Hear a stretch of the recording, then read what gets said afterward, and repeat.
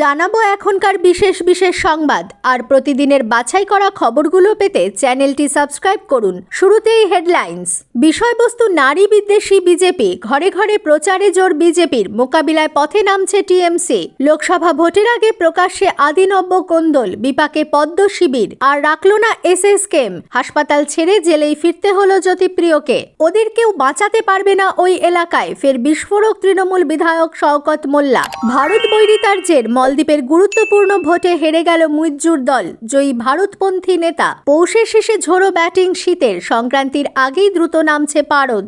ভারতের সঙ্গে দ্বন্দ্বের আবহে মলদ্বীপের গুরুত্বপূর্ণ স্থানীয় নির্বাচনে পরাজিত হল প্রেসিডেন্ট মোহাম্মদ মুইজ্জুর পিপলস ন্যাশনাল কংগ্রেস। শনিবার রাজধানী মালের স্থানীয় নির্বাচনে তার দলের প্রার্থীকে হারিয়ে দিয়েছেন ভারত ঘেঁষা বিরোধী দলের নেতা। মালের মেয়র নির্বাচিত হয়েছেন অ্যাডাম আজিম। তিনি মলদ্বীপ ডেমোক্রেটিক পার্টির নেতা। ওই দলের প্রধান মলদ্বীপের প্রাক্তন প্রেসিডেন্ট ইব্রাহিম সোলি। তাকে পরাজিত করেই সম্প্রতি প্রেসিডেন্টের কুর্সিতে বসেছেন মুইজ্জু। ফের বিস্ফোরক তৃণমূল নেতা শওকত মোল্লা। তিনি বলেন, গান্ধীবাদী মতাদর্শ হলে হবে না, বিপ্লবী মতাদর্শ হতে হবে। বিষয়টা মাথায় রাখতে হবে যে ঘটনা আইএসএফ এর তরফে ঘটিয়েছে তাদেরকে চরম মূল্য দিতে হবে। দুদিন আগে তৃণমূল 2 কর্মী খুন হয়ে যেতেই পারত। তাই আমাদের ছেলেদের বলবো, দেউলিয়ন ও সারাঙ্গাবাদের আইএসএফ যারা যারা ওই এলাকায় ফিশারি ব্যবসা করছে, আজ থেকে তারা যেন না যায় ওই এলাকায়, তার ব্যবস্থা করতে হবে। কেননা এই আইএসএফ যখন তখন ওখানে খুন করতে পারে।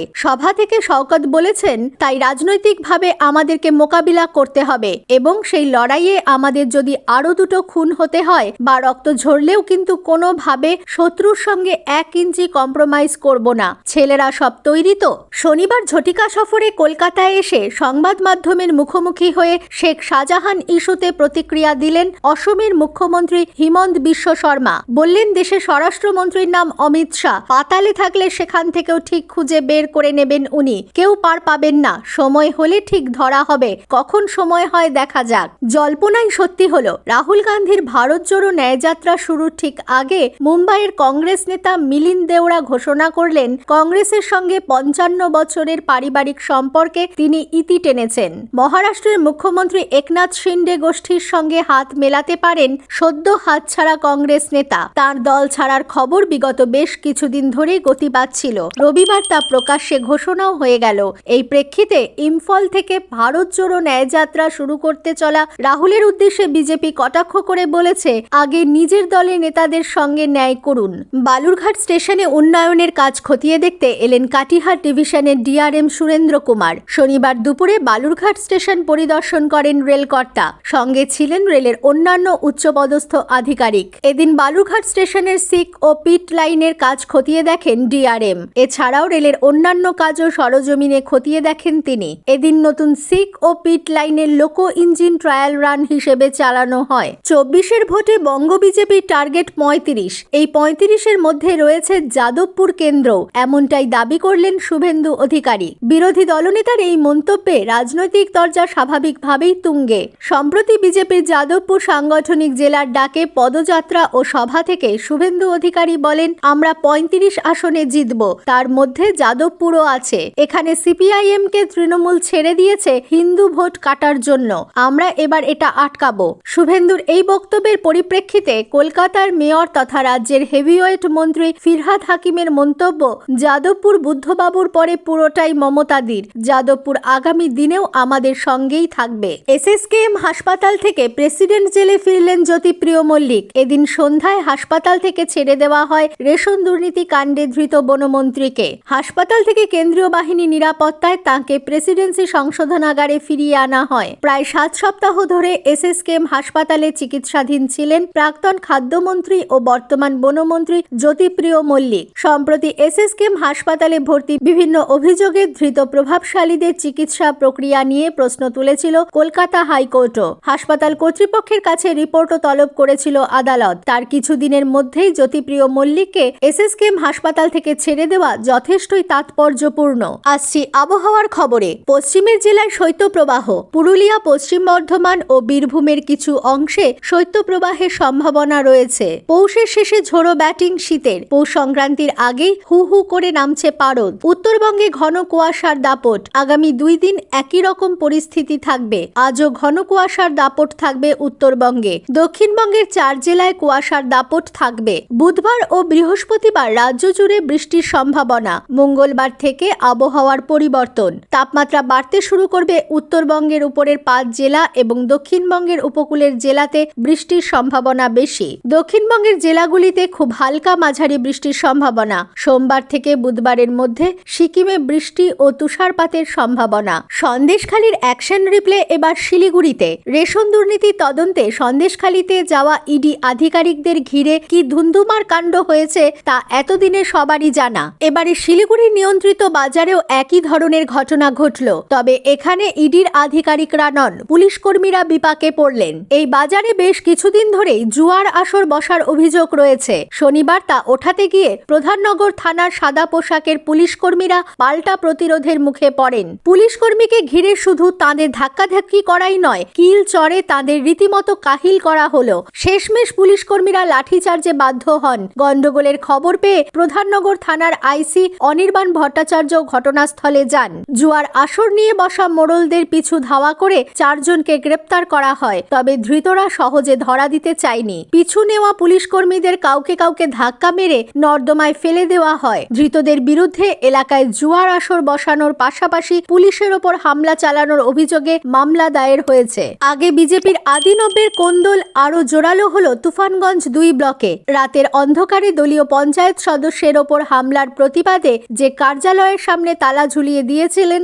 শনিবার সেই কার্যালয়ের সামনেই ফের ধর্নায় বসে অভিযুক্তদের গ্রেফতারের দাবিতে সরব হলেন বিক্ষুব্ধরা। রাজ্য বিধানসভার বাজেট অধিবেশন আগামী 5ই ফেব্রুয়ারি শুরু হচ্ছে। অধিবেশন চলবে 17 তারিখ পর্যন্ত।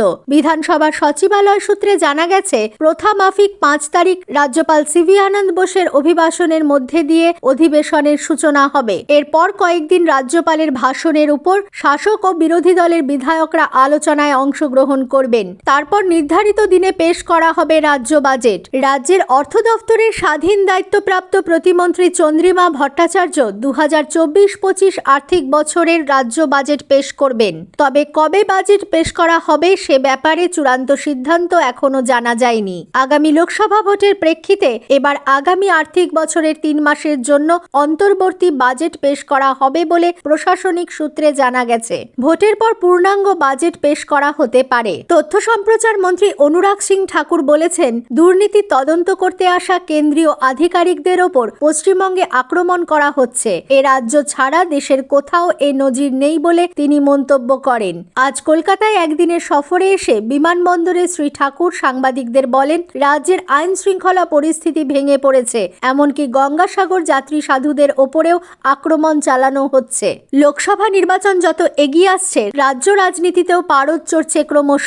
অযোধ্যায় নবনির্মিত রাম মন্দিরকে সামনে রেখে যেমন এগোচ্ছে বিজেপি, তেমনি তাদের মোকাবিলা করতে এবার মহিলা ভোটে জোর দিতে মাঠে নামছে তৃণমূল। বিজেপি নারী বিদ্বেষী বলে অভিযোগ তুলে পথে নামছে জোড়া ফুল শিবির। বাড়ি বাড়ি গিয়ে এ নিয়ে প্রচার করবেন তৃণমূলের নেতা নেত্রীরা। বিষয়টি সামনে আসতেই দুই দলের মধ্যে আক্রমণ পাল্টা আক্রমণ শুরু হয়ে গেছে। আগামী 22শে জানুয়ারি অযোধ্যায় রাম মন্দিরের উদ্বোধন করবেন প্রধানমন্ত্রী নরেন্দ্র মোদী। সেই উপলক্ষে এখন থেকেই সাজো সাজো রব। 2024-এর লোকসভা নির্বাচনে রাম মন্দিরের উদ্বোধনকে মেগা ইভেন্ট পরিণত করতে চাইছে বিজেপি। তার ওপর গঙ্গাসাগর যাওয়ার পথে 3 সাধুকে গণপ্রহারের ঘটনাতেও তৃণমূলকে আক্রমণ করতে নেমে পড়েছেন বিজেপির কেন্দ্রীয় নেতা নেত্রীরা। ইন্ডিয়া জোটের দলগুলির আসন ভাগাভাগি নিয়ে আগে থেকেই সমস্যার একটা আশঙ্কা ছিল। এবার তা কি মাথাচাড়া দিয়ে উঠল? আসন রফা নিয়ে কংগ্রেসকে তীব্র কটাক্ষ করলেন অভিষেক বন্দ্যোপাধ্যায়। টুইট করে অভিষেকের দাবি, অসমের মতো জায়গায় এনসিএইচসির ভোটে কংগ্রেসের থেকে বেশি ভোট পেয়েছে তৃণমূল কংগ্রেস। যাদের পা মাটিতে শক্ত নয় তারা তাড়া ধরতে চাইছে। বিষয়টা এমনই। অভিষেকের এই মন্তব্য নিয়ে জোট জটিলতা বাড়বে বলেই মনে করছে রাজনৈতিক মহল। সাজো সাজো রব গোটা দেশ জুড়েই। আগামী 22শে জানুয়ারি অযোধ্যার রাম মন্দিরে হচ্ছে রামলালার প্রাণ প্রতিষ্ঠা অনুষ্ঠান। সেখানে আমন্ত্রণ জানানো হয়েছে 8000 অতিথিকে। আমন্ত্রণ জানানো হয়েছিল কংগ্রেস সভাপতি মল্লিকার্জুন খাড়গে ও সোনিয়া গান্ধীকে। সেই আমন্ত্রণ ফিরিয়েছে কংগ্রেস। এ নিয়ে সরব অসমের মুখ্যমন্ত্রী হিমন্ত বিশ্ব শর্মা। শনিবার বিশ্ব শর্মা কংগ্রেসকে নিশানা করে বলেন, ওরা আসলে বাবরকে ভালোবাসে, রামকে নয়। নিজেদের পাপ কম করার বিশাল সুযোগ হারালো কংগ্রেস। এদিন সাংবাদিকদের সঙ্গে কথা প্রসঙ্গে অসমের মুখ্যমন্ত্রী বলেন, কংগ্রেসকে তাদের পাপের প্রায়শ্চিত্ত করার বিরাট সুযোগ দিয়েছিল বিশ্ব হিন্দু পরিষদ, কিন্তু তারা সেই সুযোগ নিতে পারল না। ক্ষতির বহর থেকে বেরিয়ে আসার উপায় দ্রুত মাঝেরহাট প্রকল্প চালু করা। মাঝেরহাট মেট্রো স্টেশন চালু করতে এবার ট্রায়াল রান শুরু করে দিল কলকাতা মেট্রো রেল। পূর্ণগতিতে না চললেও লাইন পরীক্ষা থেকে সিগন্যাল ধাপে ধাপে শুরু হয়ে গেল তারাতলা থেকে মাঝেরহাট মেট্রো ট্রায়াল। আপাতত জোকা এসপ্ল্যানেড মেট্রো করিডোরের জোকা থেকে তারাতলা পর্যন্ত 6.5 কিলোমিটার অংশে পরিষেবা চালু আছে। জানুয়ারি থেকে মাঝেরহাট স্টেশনেও বাণিজ্যিক পরিষেবা চালু করা যাবে বলে আশাবাদী দায়িত্বপ্রাপ্ত সংস্থা রেলওয়ে বিকাশ নিগম লিমিটেড। স্থানীয় সংবাদ শেষ হলো।